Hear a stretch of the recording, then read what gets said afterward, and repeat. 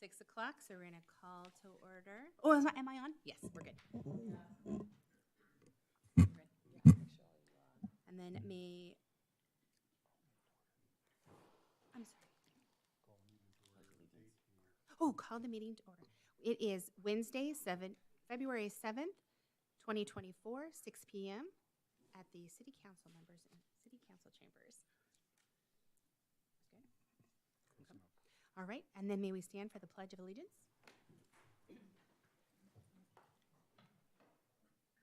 To the flag of the United States of America and to the republic for which it stands, one nation, under God, indivisible, with liberty and justice for all.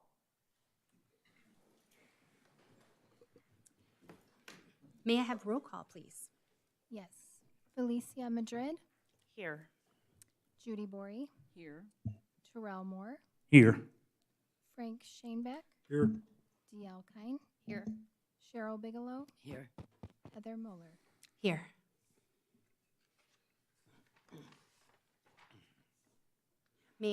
For the consent agenda, the commission may at this time take single action on any or all items listed in consent agenda items. This includes acceptance of the agenda and acceptance of minutes. Any member of the commission may remove any item from the consent agenda for discussion and cause separate vote on the matter later in the agenda. Madam Chairwoman, I move that the Parks and Recreation Commission accept the agenda as presented and approve the minutes from the December 6, 2023 regular meeting. May I have a second? Second. Roll call? Or no, is that right? Yes, roll call, please. Cheryl Bigelow, Yes. Felicia Madrid, Yes. Judy Borey, Yes. Terrell Moore, Yes. Frank Shanebeck, Yes. D.L. Kine, Yes. Heather Muller. Yes. And the motion passes. All right. Do I move to number 5? Information and reports. And has anyone like to share anything that they participated in with recently? Besides the senior center? Besides the senior center? You can add that too. It's a broken record, isn't it? That's very good. Oh, I went to the kite flying and donkey derby, but I got there too late for the donkeys. Oh, no. No. But last year they gave away 60 kites. This year 100. And both years they still ran out. So Wow. sign of success. I saw a lot of happy families, which is what I always say every time I go to an event. Because that's what you folks do, is you put on happy occasions for happy families. And back at the gym again finally, too. Nice. Anyone else like to share anything? I know I recently drove by just to see the progress, and I was like, there's no old building, which was nice to kind of see. Not that we don't love and miss them, but we don't love and miss them. So that was nice. Eventually I'll need to coordinate because I would actually like to see inside instead of just creeping outside and looking. So I'll definitely coordinate that. I also drove by our dog park, and I was very happy. Anytime we get rain, I'm like, is it doing okay? Is it doing okay? And I'm like, it's doing amazing. So. I didn't actually attend any events. I usually do, but I've been steadily visiting the MGC week after week, and I actually did see Commissioner Frank there, and so that's nice. And there's been some updates there. We can see the patio is coming along, and I'm not. Is it open? Not quite. I know we're close. Yeah. Okay.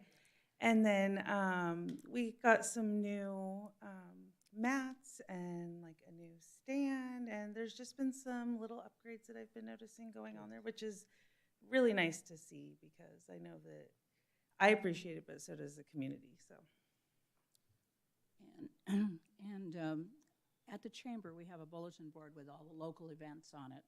And I'll have to tell you, Park and Rec has a lot of events on that bulletin board. We've run out of space on it, actually.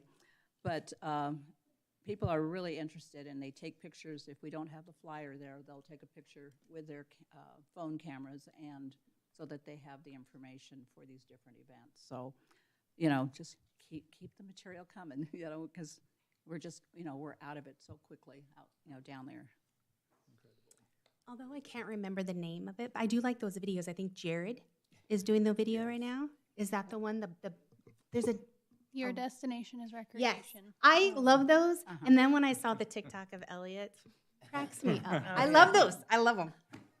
I didn't understand it because it did say, "If you know, you know," which I didn't know, but I liked it. It was fun. So Riley is, in addition to her other many jobs, she handles the whole marketing committee. Nice. And it's made up of a lot of different people in our department that all help out, but Riley kind of coordinates all of that stuff in that Nicely team. done. So. Very nice. And yes, Jared is the last one that did his. Very good. Awesome job on those. Yes. Uh-huh.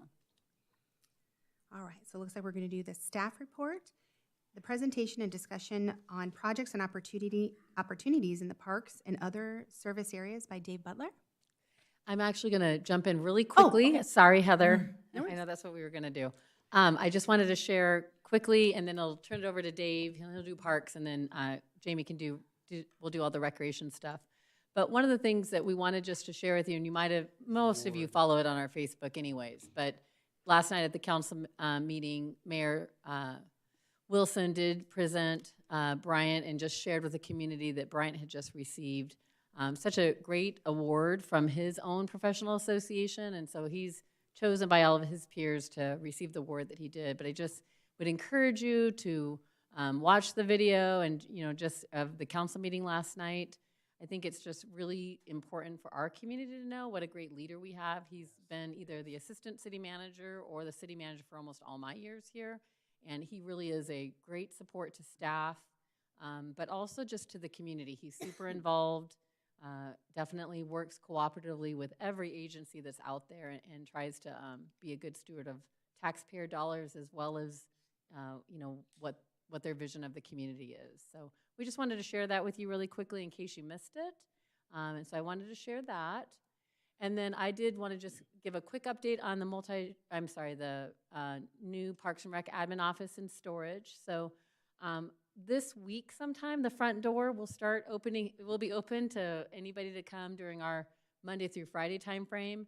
The front door will be open to the public on that side, 8 to 4, anytime. So you can come anytime during that time frame, and one of us, Christy or I, can definitely show you around. If I'm not there, we have enough of the projects and the punch list stuff winding down. They're still not completely done, but we'll start being able to have people come through the front door at this point. Just know, though, that all of our normal operating, so registration, memberships, facility reservations, all of that still happens in where Parks and Rec's offices are, where the actual public come and do business. So at the Multi-Gen Center front entrance, we're open 5:30 a.m. to 9 o'clock p.m. to serve the community, and Saturdays 7 a.m. to 3 p.m. And so that's the place that the community we really want to see. But, you know, when you guys are coming to get something done, or you need to meet with Christy, or we're meeting with agencies or city council, they can definitely, you know, come through and see us. So we're really close. The fitness deck is not open yet. They are finishing up a whole bunch of waterproofing of different things that we've learned with these rains. And there were a few little other things that were getting tightened up there, but soon we hope that will be opening up. And I know the MGC is looking at fitness classes and things like that we'll be offering up there. We had our first mini wedding out there just to have some photos, and we had one of our former park rangers that we were able to get some photos of that we'll use for advertising some of the use of that space. So, so that should be coming. I think we're still going to do an open house, but I'm not 100% sure just because it's taken a little while, but we'll kind of keep you guys posted on that. And with that, I'm going to turn it over to Dave Butler to talk a little bit about what's happening on in parks. So Dave, you guys met him as our parks supervisor. I think we shared before that he's now moved into, those of you that knew Nick Blake, that old role that we have not had for a few years. And so we're super excited to have Dave on board. We've finally hired the position that replaces him, and then we'll be fully staffed here very soon. But so you'll see Dave off and on at these meetings, and with that, I'll turn it over to him.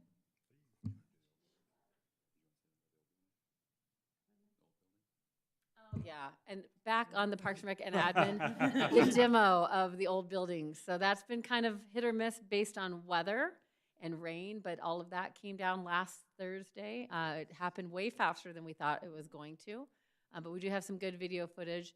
And then I know we've had some questions about, permitting and all of those things. So we work with Core Construction. They are a nationwide company. They are licensed and they know exactly what they're doing. So all of that was done with our permitting process. So they have completed every single thing that they need to. Everything that could be salvaged, that anybody could salvage, was salvaged at some point in time. And then they really are not fit for anybody else to use. So there's really no reason why we would have opened those up to anybody else. They really weren't fit for us to be having our offices in. So just if you hear anything more, that haul off is going to happen over the next week. Unfortunately, the dumps close whenever it's raining, and so they can't actually get it anywhere. So that'll still be a process where they're taking out all the old concrete. They'll be restoring it to just a basic level with DG, and that's it. And then the city is working on their master plan for this complex and what's going to be needed for growth. And so we'll know a little bit more about what might go there in the next several years, but it won't be something for Parks and Rec that I'm aware of yet. Any questions on that? Parking. Yep, so I'm sure that there'll be, we've shared with everybody about parking, but now that we're not over there, you guys, they'll gain all that parking that's over in that direction, so. Yep, so eventually someday it'll be parking once they know what buildings are gonna go where. Okay, all right, thanks. Okay, now it's really my turn. So I'm just here tonight to walk you guys through some of the park projects that we've completed in the past couple months. With the slideshow, a couple of the big ones that we're gonna start with is a homeless encampment cleanup we did over behind TPG Tax and the old barbecue restaurant. It was really bad. There was 4, 5, 6 homeless camps in there. We spent 100 man-hours ourselves just cleaning it out, and it's made a huge difference. There was just so much stuff in there. We hauled out about 15 tons of material out of there, and just the difference from when we started to when we finished is pretty amazing. It just cleans the area up and keeps people from wanting to hide back there and doing who knows what, some of the things we took out of there. Another big one that we got done was our Flatiron restrooms were pretty bad shape just from, again, a lot of homeless use and just general public use, really. So we went in and completely remodeled. We redid all of the paint, repainted everything, redid all of the flooring, put all new, brand new epoxy flooring down, redid the counters, added all new fixtures, replaced a bunch of the hand dryers. Some of the doors got done. So just really, the difference is night and day in there, and it looks so much better and so much cleaner. With that, we're going to be able to keep it a lot cleaner, too, because of the epoxy and the kind of paint we did is going to be a lot better for us. The next one's going to be our brand new RGB programmable Christmas tree, which we're super, super excited about. Not only is it better than the static one we had, you can program scenes. It comes with music. It comes with different light displays, different actions, and all kinds of stuff that, and there's a couple cool dudes that put it up, too, so. So this is a little video of just some of the effects that tree has in it. It's a 32-foot tree with a 4-foot drum base on it, so it's a little bit taller than our old one, and just some of the RGB stuff that it does is really, really awesome, and we think it's great for the community.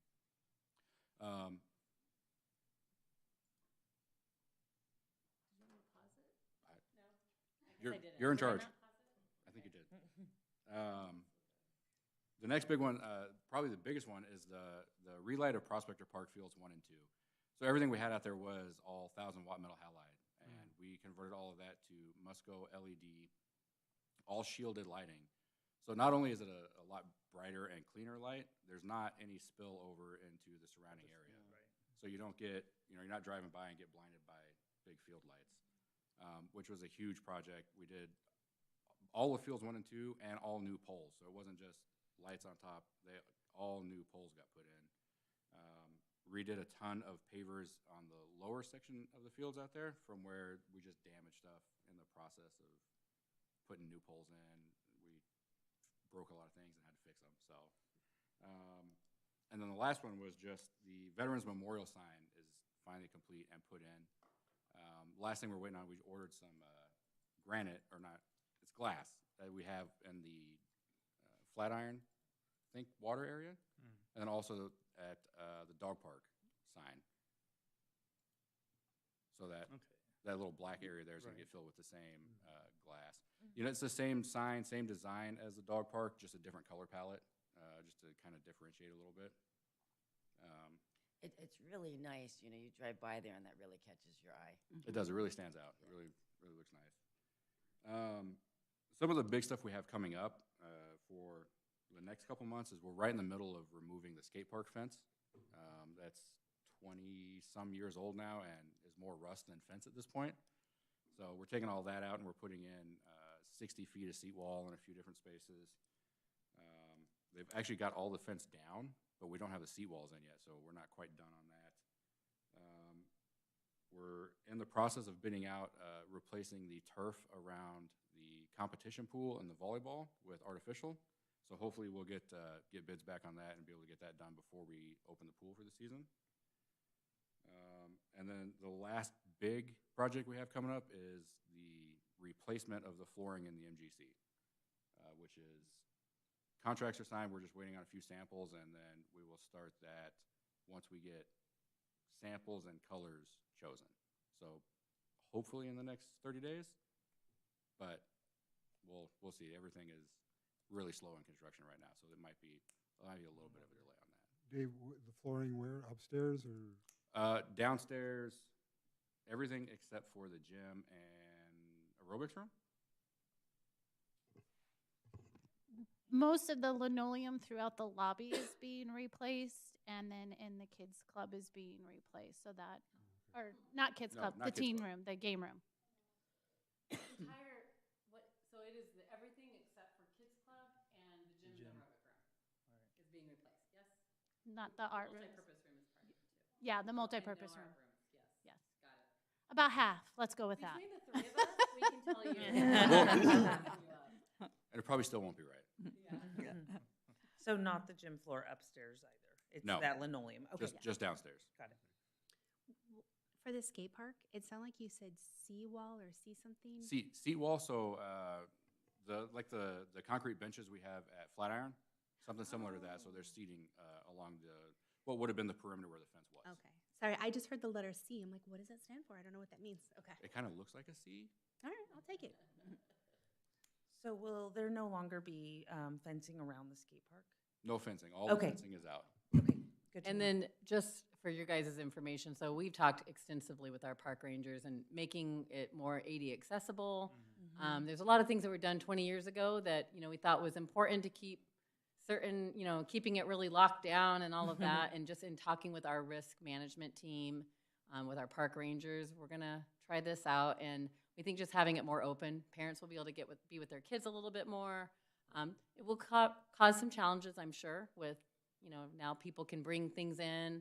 We will probably have more bikes than we used to have, but that'll just be another thing that, the rangers will kind of be addressing. But we think this is the better way to go over time. And most skate parks all throughout the valley that are put in now do not have fences, so. Yeah, it sounds like aesthetically it'll be better looking just because the placement of it with the hills and everything. But will there be a barrier between the parking area, that wall you're talking about, between parking and the actual skate park? Sorry. So the seawall's in sections. So we have 60 feet total, and we're doing it in 3 20-foot sections. One of the section goes right in front of the parking lot, in case a car was to come through. So there will be some section there. There's on the Ramada on the south end is another piece, and then along the walkway that leads from the tennis courts to the pool is the third section of seat. Great. I like the addition to the dog at the dog park. He finally got a reason to lift his leg. Yeah. Oh, the fire hydrant. Fire hydrant. Yeah, yeah. We thought that was cool. So that's all that I have. Thank you. Well, the bathrooms look awesome. Yeah. That's been We're on my real mind for a long time, and I finally did get over to look at them. And it is like night and day. It really makes Flatiron complete, I think, as good as it looks right now. It looks wonderful. Totally. It was like presentation, discussion, and update on upcoming events and activities with Jamie Sullivan. Good evening, Parks and Rec Commissioners and Chair. I don't have any pictures tonight to share with you or video. I'm just going to rattle off some numbers and share some updates from mid-December, and then also share a few upcoming activities we have. So pretty exciting news that the MGC exceeded over 100,000 visits between members and drop-ins in the year 2023. Wow. Even more so than when I was the facility manager there. So somebody's doing something right over there, and it's not me, but I will give them credit. Also, in the month of January, we served 1,400 meals during our senior lunch time frame, so that's pretty exciting. And through the senior program, they were also to get 11 of our van riders, so these are folks who do not have transportation to and from the center. They were able to get 11 of them, and we have about 13 regulars paired up with the food bank to where now we are able to take them food boxes as well. So we were very excited about that partnership. Being that it is the beginning of January and we are in the height of our New Year's resolutionist coming back to the gym along with all of our winter residents, we're getting many diverse requests of what everybody thinks is important. So as commissioners, you guys may hear people asking for more of everything. And so we're really trying hard to balance between everyone's needs, between pickleball, between Zumba, between those that don't want to hear Zumba, between people who want yoga and people who want dance. And so we are trying to do our best to accommodate all of those needs and working through that. In December, we had our holiday Jingle Bowl. That is where grown men get to play flag football like it's the Super Bowl. We had 6 teams this year. We are in the middle of, well, we're almost at the end of soccer. Well, yeah, we're in the middle of soccer season for our kids. It'll go through, depending on the rain, but early March. And then that takes us into Little League season, and we tend not to compete with Little League, so that way our kids can go into a baseball season. We've had movies, we've had concerts, and we've had our first Friday of the month is paint night, so those are free. Families, anybody can come out to the Multi-Gen Center and paint rocks. We did have our kite flying event that we paired with our Bray Club. The Bray Club is a nonprofit organization. They are a donkey rescue, and they bring out 30 donkeys with runners, and they did about 4 miles. They were going to do 5, but they shortened it because of the rain a little bit. So we kind of paired that with our kite flying event. Lots of happy runners, lots of happy families, like Frank noted. And we're on our way for this to just become bigger and better. We're so excited about where this can go. Our Bray ladies are super excited, and they want to, bring this and grow this for Apache Junction. So we're excited for that. We are really trying hard to encourage our chief of police to race our Parks and Rec director with a donkey. So we'll see if that can come to fruition next Can year. we vote on that or sign a petition or something? You just have to call for a motion. Call for a vote. Liz did do it last year. She didn't do it this year due to a knee injury, so I am fully confident in our director. I would just like to see PD go down. So, She's running a half marathon this year. So we were excited. We've offered them before, but we haven't in a really long time, and most people don't know that we offered it a long time ago. But we did a moonlight hike out at Silly Mountain. It's really hard to gauge because the Superstition Mountains really hide that moon well. And so we can do our best to hope that the full moon's going to come out. And it did, and it was covered by clouds, but that was still okay because the clouds really illuminated that area. We had 50 people go out for that event, and they're already asking, are you going to do this every full moon? So we are working on possibly being able to offer a few more of those. And then we also started Girls on the Run, and we do have a commissioner who is a coach. Miss Madrid. So she is a coach for our Girls on the Run. And I did learn that they are also established a Girls on the Run at the after-school program at the high school. So we're excited that we get to have 2 Girls on the Run in our community.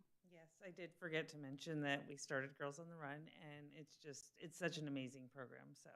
And my- we appreciate our volunteer coaches. Yeah, my daughter participated last year, and it helped her so much. So we are still looking to add some members.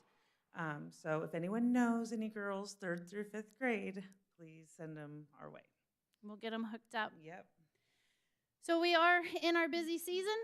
We say that every month because every month seems like a busy season, but you all know February brings Les Dutchman Marathon. We also have our wellness event, so you don't have to be a runner to come by the Multi-Gen Center and check out local wellness community healers and providers. We also have a 2-mile fun run that you can walk at your own pace. So come down, show support for the community. All of those proceeds from the Last Dutchman Marathon do go back into the Apache Junction community, and we very much appreciate their support through scholarships to our local high school students, to our local youth-serving organizations. March 2nd, or don't let me forget Last Dutchman Days, that's coming up too. Not our event, but we do a lot of work for it and partner with them, and we are excited. Let's hope for good weather, so no rain this year. March 2nd, grab your tents, come spend the night with us out at Prospector Park. So if you always wanted to go camping but don't want to do the work, please join us for that. And then moves right into March. We have something every single weekend, so make sure you're signed up to get our event notices or you're following us on Facebook. And if you want to volunteer, let me know. We would greatly appreciate any help that we can get. This concludes my report, and I am open for any questions at this time.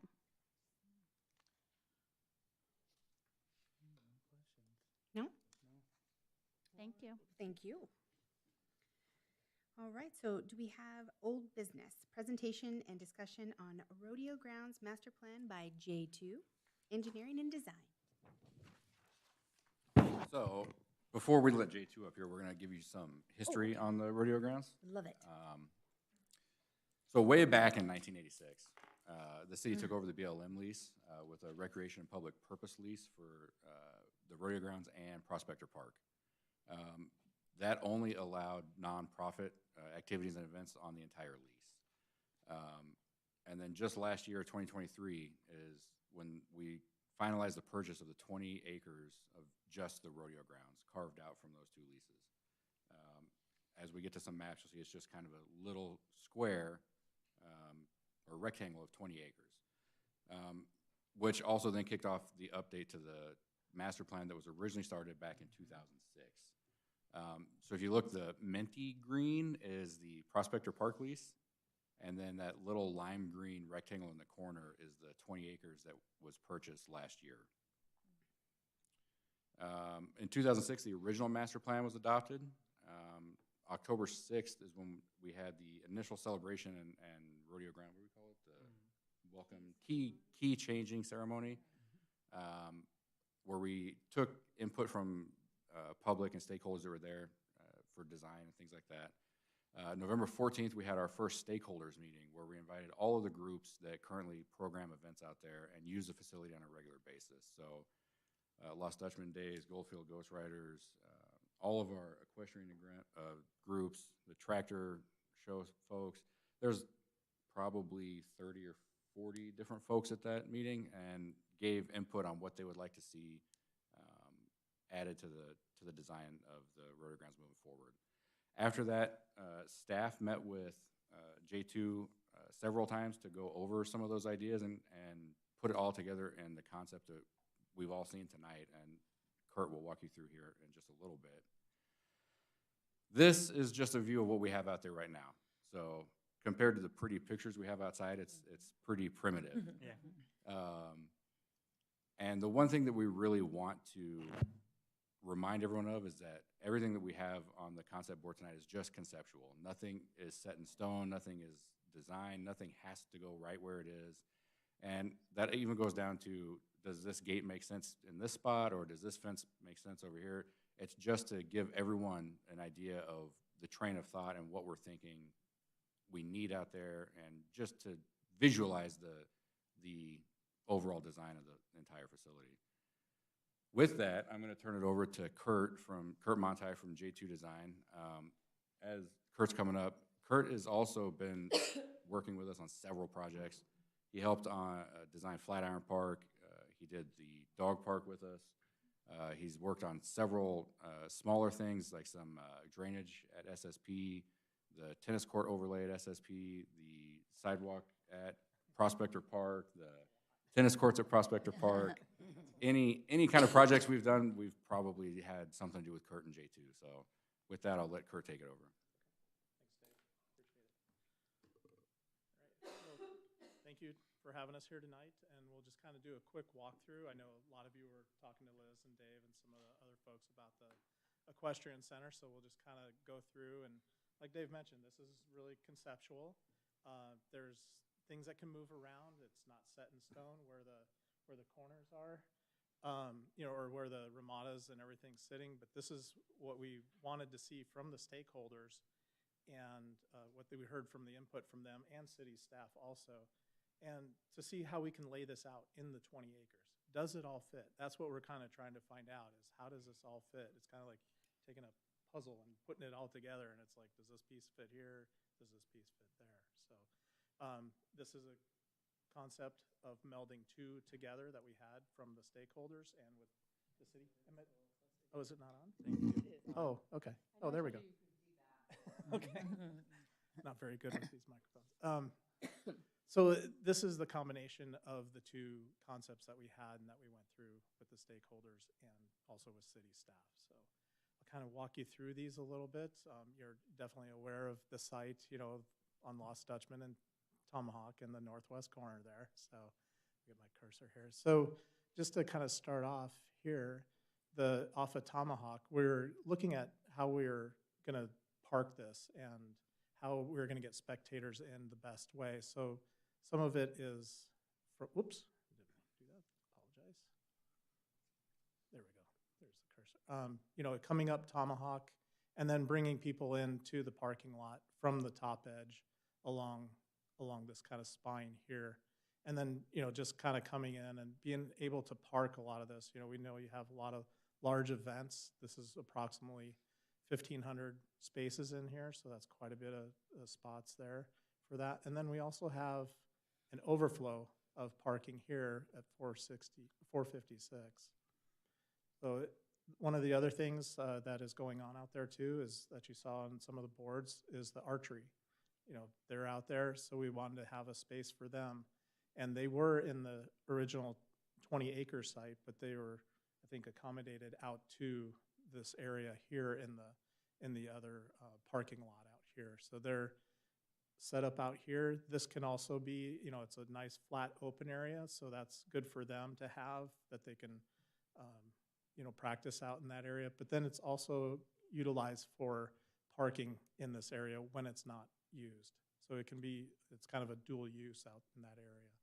And then we also have additional parking down through here with the RV parking in this area for events when Lost Dutchman days or, the tractor shows or any other kind of events that will start to occur there, art shows, and possibly even maybe some car shows or something like that too. So lots of events that could be put on in this area. So we have those here, the trailer parking in this area here, and then we also have an overflow horse trailer parking in this area. So when events get really large, they can utilize this area and then overflow into here also.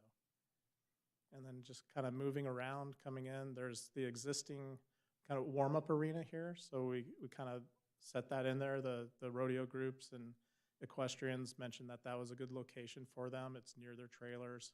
They can kind of get set up, warm up before their events, and then go into the main arena from there. On this side here, we are keeping the access down to Lost Dutchman, all the way up to the parking lot area here. So we're allowing that access. We do have a maintenance yard in this area. And then it would also have like the show office or the maintenance offices in that area too, that they could utilize there on a daily basis. So there is an access off of here. You know, with talking with Liz and Dave and the team, you know, the covered stalls, as Dave mentioned, we couldn't put those on the outside in the on the BLM land because they're, you know, we're looking to do like for profit, you know, rent those out during events, rent shavings or other things like that, mats that could go into those areas. So we wanted to place those onto the 20 acres so that we could do a little bit of revenue sharing there. The areas here, this is, as it's called out here, the existing bleachers here. And then we're trying to wrap it around as much as we could to utilize the space and get as many bleachers as we can. So we added these on here in the lower left, also in the lower right corner here. And then there would be a bridge that would kind of take pedestrians up and over. And there could also be other sidewalks or things like that that could connect into these areas from the existing restroom building and that we could access from here also. The announcer's booth, approximately in the same location, center of the arena. Good location. I had a good chat with some of the folks there about location of the announcer's booth and bucking chutes, so we'll work with them. You know, as this gets closer and we dial this in when it becomes that phase of the project, we'll work with the city and the users for that area. So this is just really you know, we wanted to see how much space we could get in, you know, for the holding pens. They like to have a lot of holding pens and have a lot of cattle there when they put on their events. So the bucking chutes are located in this location here. And actually, I can zoom into this, so it'll be a little better. There we go. That shows a little more. So we also have the check-in and the first aid located in this area here. So that's in the current location, and I believe they have a trailer out there right now that they utilize, and they like that location because it works well with the parking of the equestrians and people, so they can come in and they get checked in, and then they can exit in and out and go to their locations and their parking areas. Again, these are, you know, the chutes and the corrals that they utilize for doing the roping events or the cutting events and things like that.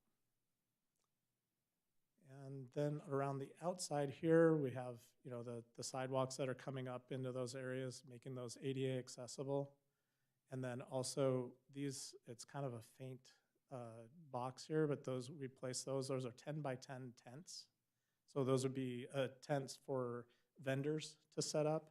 Could be a food vendor, could be somebody that's selling you know, saddles or reins or things like that too, or cowboy hats or clothes.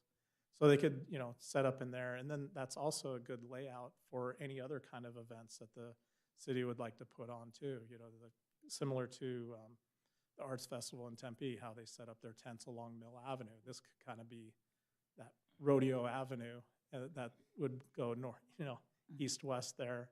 And then we also have them running north-south in this area here also. So there's quite a few, and actually what's shown on the you know, the 10 by 10 tents is 280 tents are shown in that location. So that's kind of running up along the spine of these two north-south sidewalks, and then also on the east-west sidewalk. Could I ask a question? Of course. Typically, we've had food trucks. Where would they fit into this? For the food trucks, but those are kind of more like we're thinking kind of with a carnival, is how they're set up. So in our visual that we were thinking, they'd kind of go along the north edge around here. Because if I remember correctly, the carnival sets up on both sides of this event stage here. Yeah, and Judy, all of this is just, so that's why it's kind of faint there. So an event planner can put them where they want. So basically, you know, right now, I think they have about 140 vendors. I feel like I remember from LDD last year. This is showing 280 10 by 10 spaces. So if they choose to put their food trucks along the sidewalk or something, that's fine too. But, you know, then as Kurt is saying, there's other places as well. So it's really up to the event planner of where they'd want to be doing things like that. Okay. Right. And And electrical and everything will be there too then? Mhm. Yes, yeah, there'd be electrical and improvements, water improvements, so we'd need to make sure all the infrastructure is there for those events to be run. That's a good point to kind of expand on the sidewalk. You know, we can make that a little bit thicker. If you wanted to just have a food truck event, they could line up on the, on the concrete here along that spine, that east-west spine. We've done that before in other parks where they drive up into an area, it's on concrete that's thick enough to allow for that, and then they can pull off. So we kind of give them a way in and then a way out. So, but that could, like Liz said, if you want to set the event up that way, you could totally set it up to do that. If you want to allow them to be on the concrete too. Because, food trucks, oil, Yeah. grease. You may not want them there. You may want them on the yeah, on the DG or the dirt, and then, let your Let patrons people be on the decide. sidewalk and have areas. So you could set them, kind of getting into the weeds on this, but you Yeah, could set them set up 'em on the up. south side here and then have Uh-huh. people or benches up on the north side. Mhm. So, and then that kind of leads into this shade structure here, just south of the existing restroom.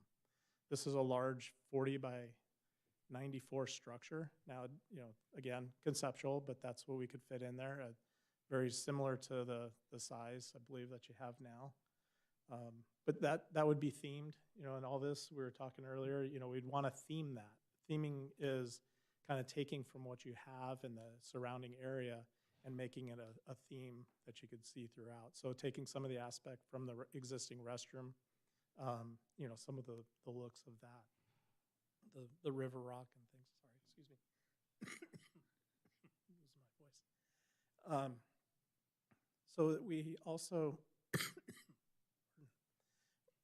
we also have a wash that's going through this area, and we wanted to kind of preserve that wash in there and provide an area that could go through here.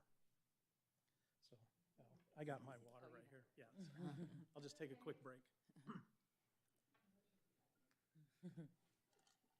There we go. Right now. Okay.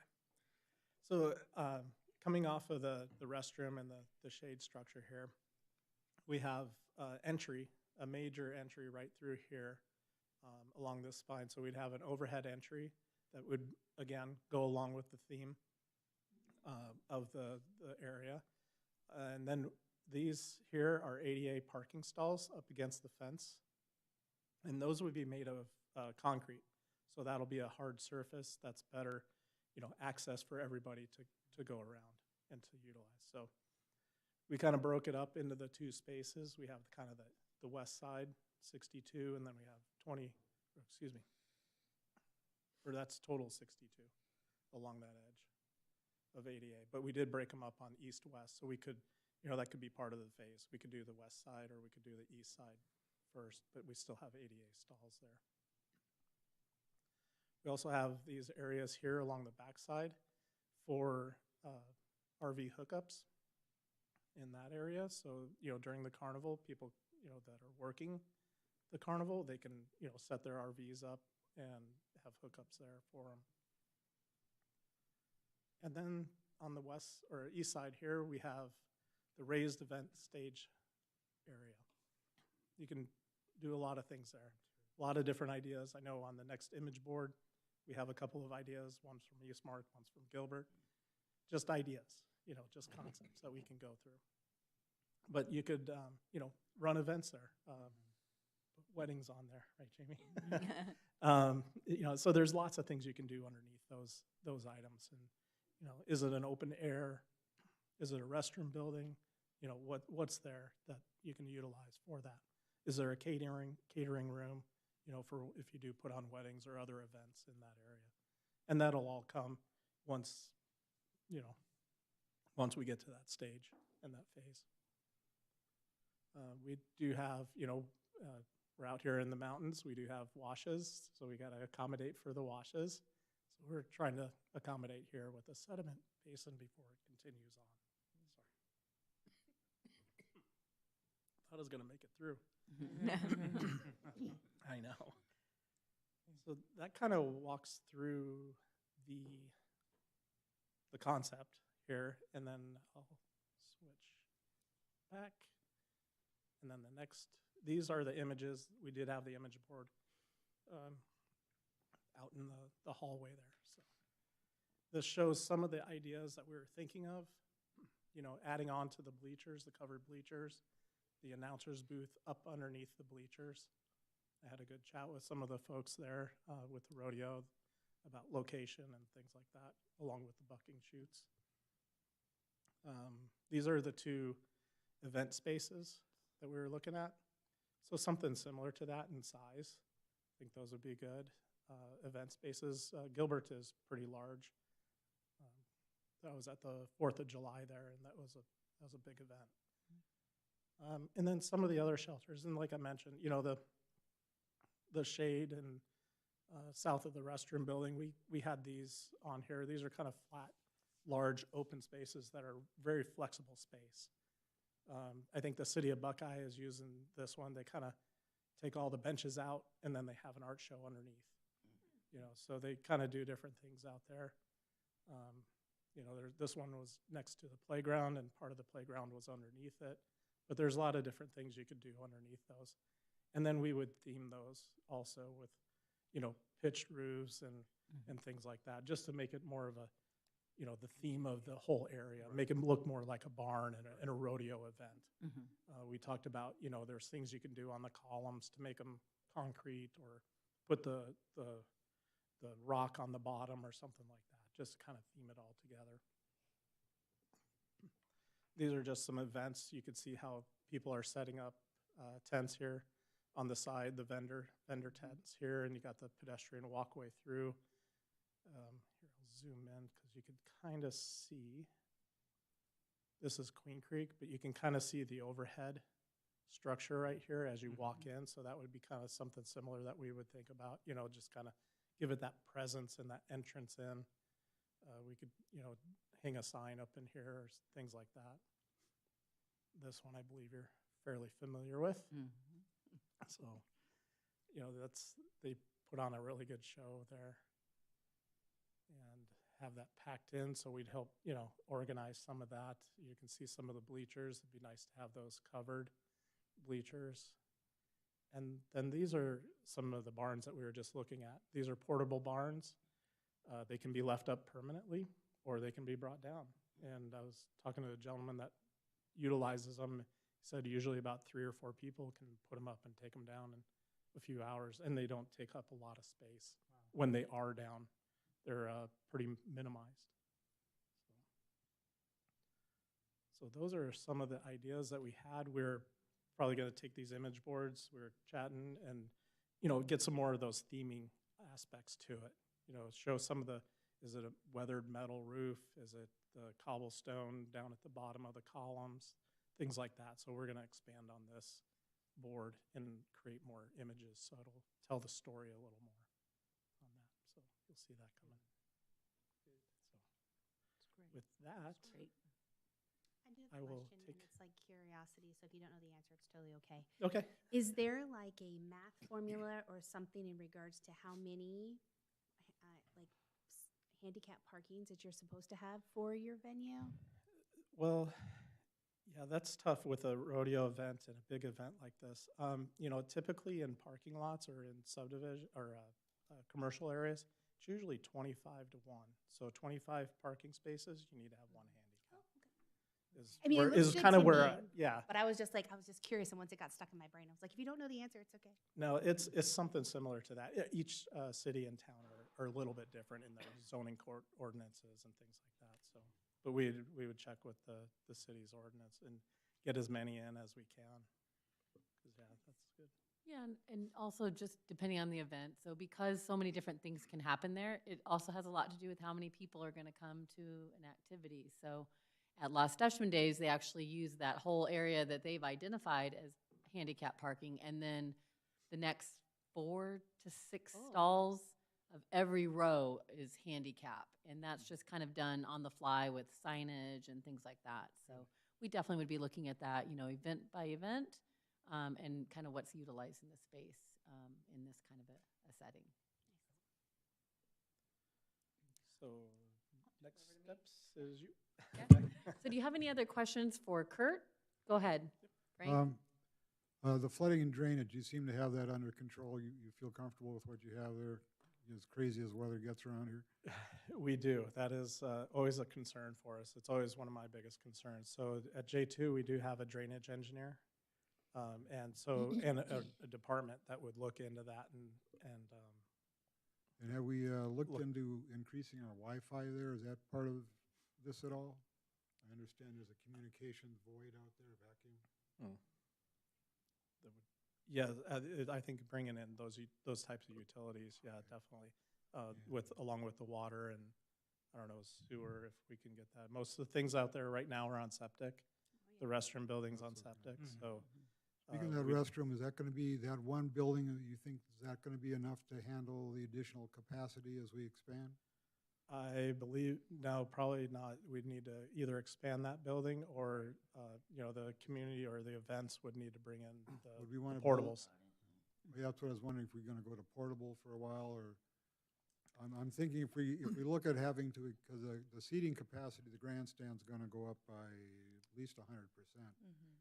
Yes, yeah, I was talking to Dave today, and he mentioned, or this evening, and he said the current is around 2,034, roughly. So if we double that, you're at 40, So, 4,000 to 4,100. I would think this would be the time to incorporate an additional restroom into the plan. So let me just kind of interject there. We did talk about this multiple times, and keep in mind that there's a lot of different events happening here. And so as we grow, and that will be definitely something we'll talk about in the phasing, and we'll talk about that a little bit in next steps.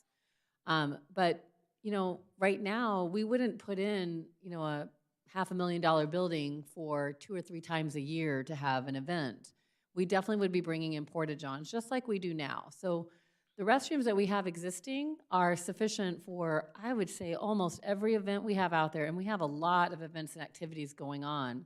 But for Lost Dutchman Days, they have to bring in porta-johns, and we definitely wouldn't get enough return on our investment to put in permanent restrooms to only be used 3 days out of, even if we expanded to 20 days out of 365, it might not be the best investment right in the beginning. So we think just having it, having some of these building spaces plop down on here, and then as we grow and as we're doing more things, those restrooms could be either incorporated into the raised event space stage, as Kurt was saying, we might have a catering kitchen there, we might have dressing rooms for true performances. We can incorporate those in later. And I think we did talk a little bit about that, we'll look at adding to this that potential restroom locations. And that might be a way to kind of, because that's definitely a question we've been getting. Yeah, I think the portable, for the time being, sure makes a lot of sense. Right, because there's plenty of money to be spent here without a bathroom. Right. And right now, it's all septic out there? Yes, and currently the sewer district does not have plans of extending sewer service out to this area, so we really are stuck with septic for quite some, until development happens, and it's just a tough area to get it to. Right, and I think we have to bring more power into. Do we have enough electricity to the site? Yeah, so we do not have enough electricity to the site, and so that's one of the things that's really not able to show on the master plan, but probably, unfortunately, as we start talking about phasing, and we'll get to that here at the end, some of the things that we need to do are really infrastructure. So power, Kurt, and we've talked about this pretty extensively, but power, bringing in our water, having a more, what I want to say, stable water line, and then all the data and communication stuff. Our IT department is helping us to get by right now for our next event, so we're going to have way better communication capabilities than we did last year, but it's temporary. And so really looking at fiber and all that stuff being put into the design, all of that will probably be in a phase 1 type of thing, as well as this drainage concept, because those are the things that are hindering us now from having successful events. I have a question. On the parking lots, how do you get to the upper parking lot, or I guess you'd call it the upper one on the west? Yeah. You got control, right? No, you're fine. Who's in control? As you come in off of Tomahawk, and Yes. if you're parking up in that upper parking lot where the archery range is. Oh, okay. How do you get into that area? Because you've got trees there in each of those other driveways or whatever they are to the upper parking lot. Sure. Yeah, as you would come in off of Tomahawk Mm-hmm. and come in down along this northern spine here. Okay. And there's a couple of crossings right here. Okay. And there's one to the north that you can get into there. And then there's one to the south here also, kind of in between this other main And the way you get access in, here. and the way you get into the lower one, the public parking is, Into this one here. no, the one over to your right, up to, or my right, I guess, your right too. Yeah, Over this in one. here. Uh-huh, There's Right. two entrances, if I understand what you're, off of Tomahawk. uh-huh. So you do have an entrance here, so maybe for smaller events. Oh, And depending upon how the event coordinator wants to run it, they could have you come in there. this way here for a smaller event. Or if you wanted to go, have them come up, because the way this is set right now is angled parking, Mhm. one direction. And that's, there's other ways to set it up too. You could have them come down one way, and then if it's full, they could turn around and come up the other way. Mhm. So we could set it up that way too. This is just representing just the one-way entry in. Okay. So does that answer your Yes. questions on Yeah. how you get into it? Okay. Is there any thought about improving the access from the west side on Family Guy Way there? That's Family- Family Guy Way. Family. Yeah, so Highway. the one over here, yeah, as it goes to Prospector and towards the maintenance, we just improve the rendering just to show that it goes out that way.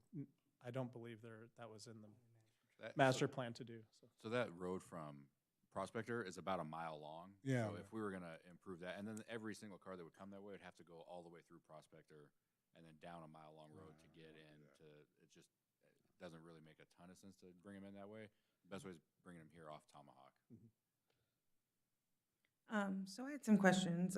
Do we foresee the Lost Dutchman Days is going to be the biggest event for the, next 5 years there at this? Yeah, I would say that's probably one of our biggest events. We've had other concerts, though, asking about, coming out and reserving the facility. And so I think as of now, that is. Okay.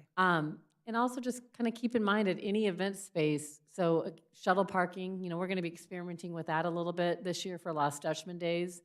That little shuttle road is a great internal road. So we probably don't want to improve it because, or not improve it too much, because we're not going to have enough events where we're really utilizing it, where we need to have that access. But it's there for emergencies, it's there for, so that's going to be the shuttle road. It's the road that we use for our exit during Lost Dutchman Days, so people will actually exit through Prospector Park. So we are definitely utilizing it and looking at ways on the west.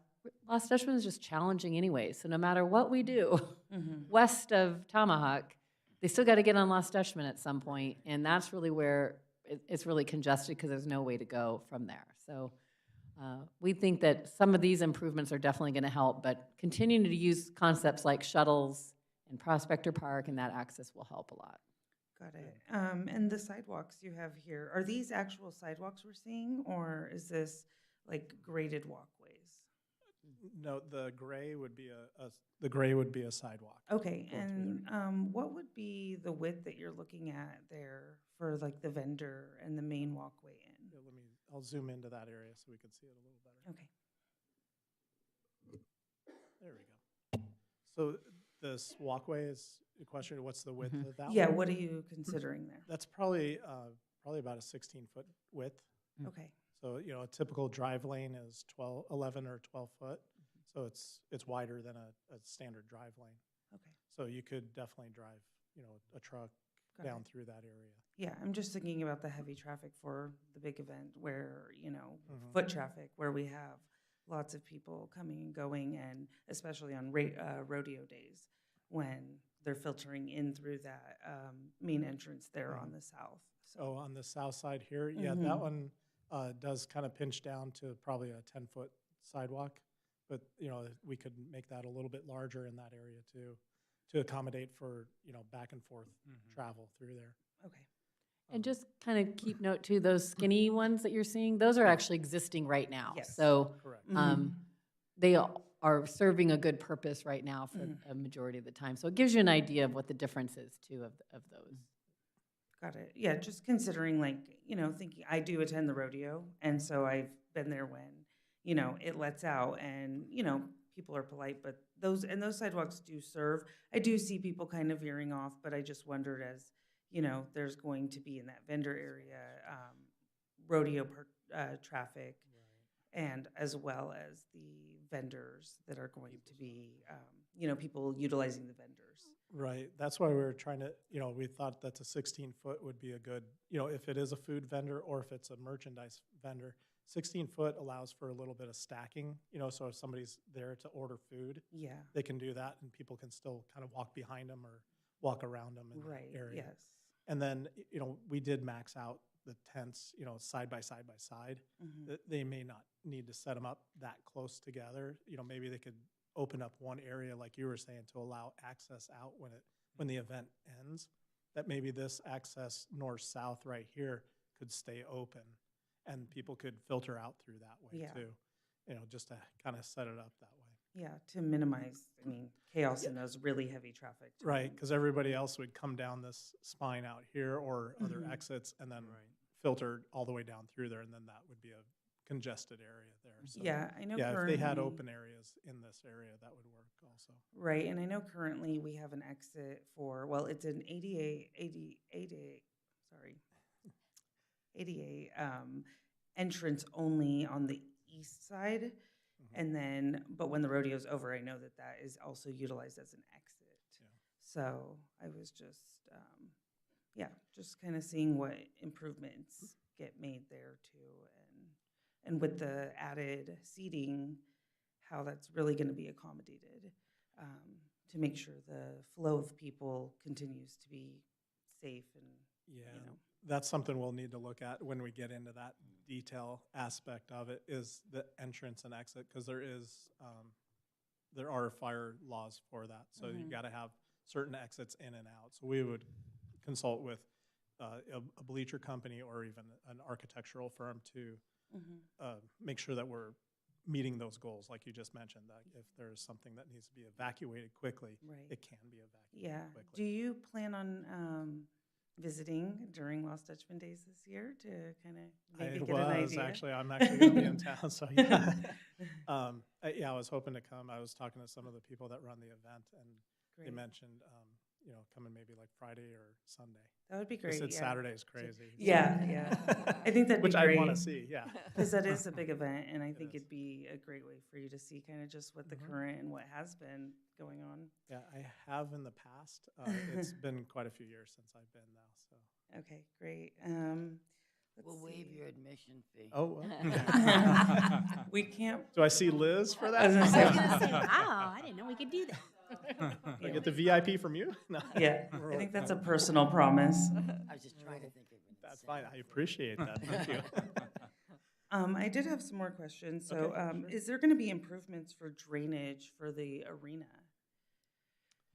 Oh, we would look into that. Yeah, I wasn't aware of. If it's needed, I just wonder if it's needed and if it's something. And I think we could, work with the rodeo committee and the community on that and see, what issues they do have with those. So if we need to kind of remove the arena footing itself, relook at the grade that's underneath there, what was set up originally, we could look into that too. So, but that's one of those things that, that you want to do, but you don't see, kind of things too. So, but you want to make it drain properly. Yeah, and with So, changes. Part of the drainage in the existing arena is it's just dirt. So when you think of like a Westworld, they use other soils and their soil mixes and things like that that actually will drain better than just desert dirt. So that's part of the problem right now, is it's all just hard packed dirt out there, and a lot of wet sand that we try to put in every year, but that's part of the issue with that. Got it. Yeah. I mean, I know the equestrians will have a definite, opinion and input on that. So it was something I had thought of listening in on some of the community's questions. a couple more things. What is the lifespan of the portable barns that we're considering, and the storage? Where's Parks and Rec considering storing? The lifespan on those, I would need to check with the manufacturer. I apologize, I don't have the answer to that. Okay, yeah, because you had I- mentioned leaving them up or possibly storing them, so then I would think that kind of gives us a different lifespan for each of Correct. those Yeah, scenarios. Yeah, we could look into that, and I can pass that on to Liz and Dave to Okay. get to. But I don't have the lifespan. I would assume, I know Queen Creek has used them for quite some time. Trying to remember when we looked into those with them. It's been a while, so I know they've had those up for a while. So I would say at least 10 years, 15. But yeah, I'll definitely look into that for you. Okay. And one more question. The raised event space stage on the east side there, the area in front, if that were to be considered for concerts and shows, is there any consideration there for like sort of like amphitheater style grading, such as some of the other parks that you showed? Like I think Eastmark, was Eastmark one of them? Yes. And so how they have that kind of like amphitheater lawn, which I know this is going to be a multi-use space, so. That's the difficulty of it, Yes. is to keep it multi-use. You know, unfortunately, if you do want to keep the rodeo ground, or excuse me, the carnival here, thank you, yeah. The carnival and those aspects in there, it's hard when it starts to slope. It is best for amphitheaters to have that slope seating, but it does limit what else you could do on the site. Okay. So I think that would be needed to take into consideration. But it would be a raised, you know, so you would see it, you know, it wouldn't be at ground level. Got It it. would be raised up. So it'd be higher up, so you could see it. We've done some, trying to think, there's one in Tolleson, the Chandler Amphitheater. We have those raised up also that we've done. Yeah, and just to kind of also add to that, so Riley could share more if you had more questions, but we have a lot of groups, and some of them that came to our stakeholders meetings but weren't here today. So the Antique Tractor Show, Tonto Twist, the Driving and Carriage folks, their main purpose when we had our meeting was that they need open space to be able to continue to do those events, and so we don't want to detract from that. Car shows, so car shows, you know, we don't, in Arizona, they can't be in the grass because there's irrigation systems and those kinds of things. They don't want to be in dirt, but so we have to think through a lot of those different purposes. And in order for us to really make this viable, it has to be very multi-purpose. We won't be able to just do equestrian events or just concerts, those kinds of things. Yeah. But great question, because seeing all that, seeing grass and amphitheater, that, you know, that is certainly a desirable look, but it'll limit what we can do. Right, and these areas, one more question I did have is the parking area, will that be paved and asphalted, or will that continue to be what it is existing now? Currently, that would be the existing. Okay. You know, or but that would be one of the phases. We could look into, you know, a future phase of that and have a cost for that. So, you know, the city can decide where that goes in the phase. If that's the last phase to go in, because the AB or the grand, you know, asphalt paving, I think it's called AB. They put that down, and that's what's out there right now. Okay. We're using chip seal or something And, like that. yeah, and or a chip seal. Yeah, something a little less expensive as a paved parking lot. And when you do paved parking lots, it kind of sets you in it sets it. You know, that's what it is. And you know, could the car shows be on the paved? Yes, and then they would like that and things. But I think that would be a future phase that we could put into that for the asphalt. Yes. You get a lot of runoff from the mountains and everywhere. Yeah. So that is one of the things that we'll definitely need to look at is the drainage on here and how we capture what we can and then also let it continue to flow. We can't cut washes off That's right. from where they're at. We got to keep them on their continual path. Great. Thank you so much. Sure. Thank you. So I'll just kind of take you through the last steps. If I can get out of this You got part. control? There we go. I got control now. Okay. So, you know, it's really important right now. So in these next, 2 to 3 weeks or whatever, we really want to keep gathering feedback. So we got a lot of feedback early on, but right now we really want to hear, you know, what kinds of events and activities do people want? That helps us to make some decisions on our prioritization and what we're going to be doing next.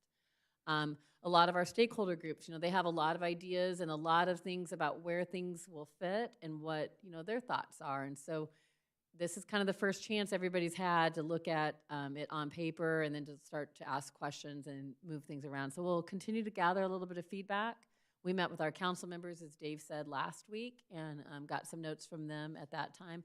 I know that Kurt and Maria and everybody here was taking notes as we heard from folks of things that we might want to incorporate into this. But in addition, you know, we have our survey that we just kind of rolled out today. We did share that with some of our stakeholders as well as on Facebook earlier, that if people couldn't come tonight, that they could share a little bit of feedback in general. And then starting tomorrow, we'll have the master plan on our website, and the survey link will stay open for several weeks. And we'll let people kind of respond to that, share any thoughts or feedback. As these guys, what we hope is that they're kind of minor things, that again, this is just a conceptual plan.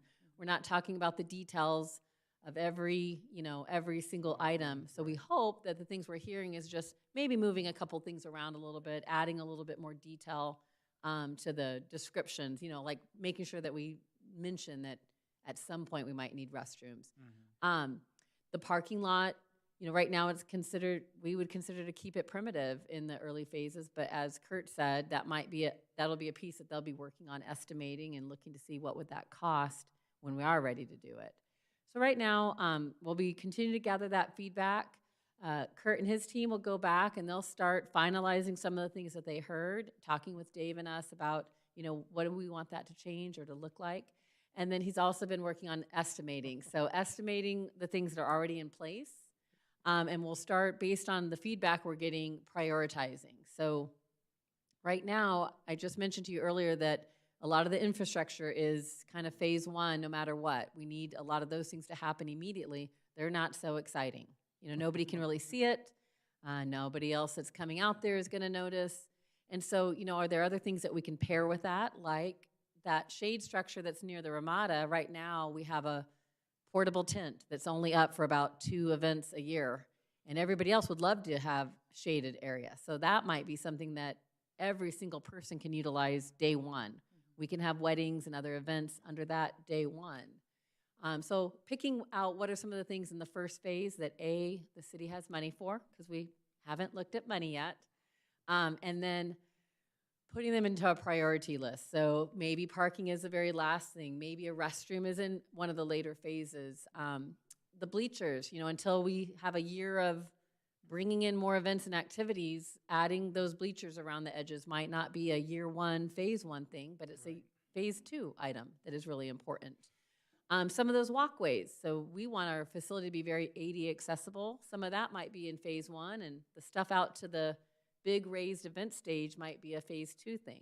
Doesn't mean we can't have our portable stage out there and have concerts and continue to utilize the facility the way that we want to.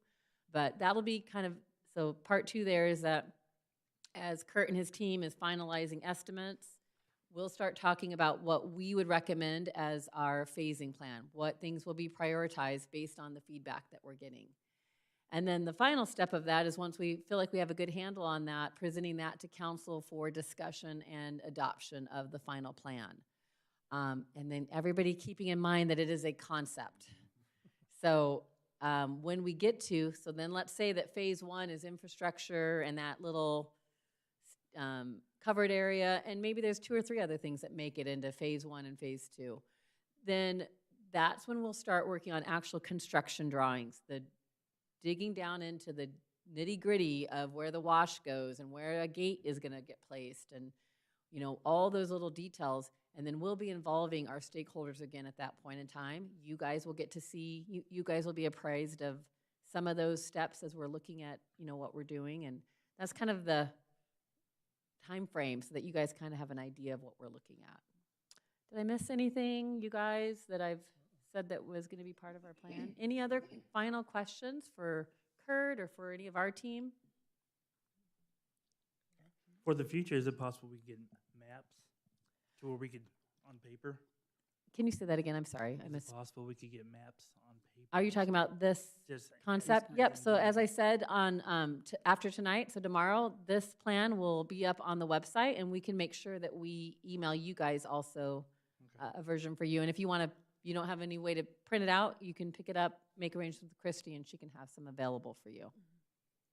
And then we are going to be sharing some of these things at some of the upcoming events, just to kind of get the last little bit of feedback, and we'll kind of see what that puts us as far as when we'll be presenting. We'd love to be presenting to council sometime in March. We have earmarked a little bit of budget for next year for the actual construction drawings, and I mean, technically we have money right now, and it'd be amazing to have a plan, and but you know, we understand that there's just a lot of thoughts and a lot of ideas, and nobody wants to not get it right.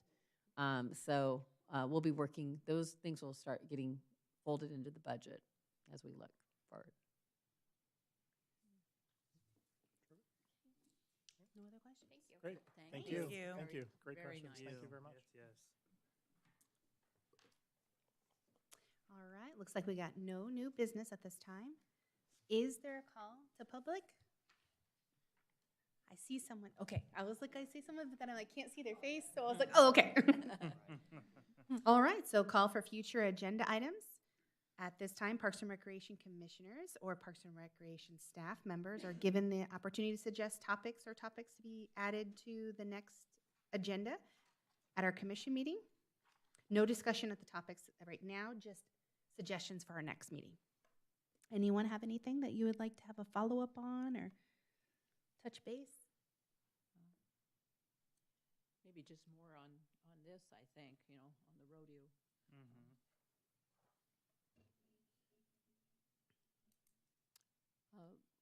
Will we get, when you do the survey, the short survey, will we get the results of those?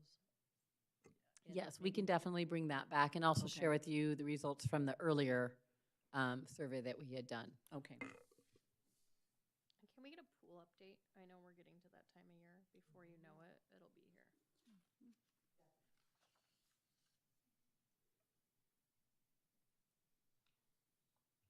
All right, then. So in the selection of meeting dates, times, location, and purpose. Madam Chair, I move that the Parks and Recreation Commission hold a regular meeting on March 6, 2024 at 6 p.m. in the City Council chambers located at 300 East Superstition Boulevard. Do I have a second? I second. And is that a roll call? Do I do a roll call for that or no? Oh, may I have a roll call, please? Yes. DL Kine, Yes. Cheryl Bigelow, Yes. Felicia Madrid, Yes. Judy Bory, Yes. Terrell Moore, Yes. Frank Shanebeck, Yes. Heather Moeller. Yes. Okay, it's unanimous. All right. And great job to our new chair. This is her first time running, well, not the first time running the meeting, but without a script or anything, and she did That was super amazing. exciting. Thank you so much. So great Heather. job, Heather. And it looks like adjournment at 7:20 p.m.